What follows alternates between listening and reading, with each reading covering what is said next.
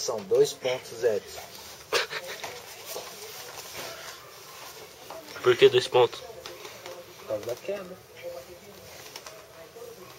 Caiu na guarda e ganhou 2 pontos. Não, botou no 4 agora. Não, Ei, não foi 4 não. Eu marcar. Aí, voltou. Ai, cara. Saiu, não ganha, né? Deu tapa no joelho aí, vai.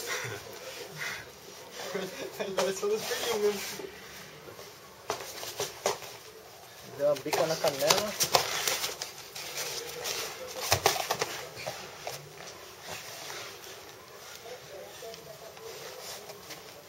Pra quem não tá vendo de lá, o Edson tá tomando um matalhão de 100 kg.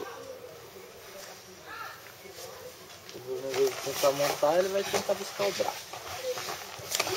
Fez o giro bem, pesou em cima. O Edson tá tentando esgrimar. Passou certinho. Passou, ganhou a meia guarda. Lá na ação, lá no Marangoni. Fez o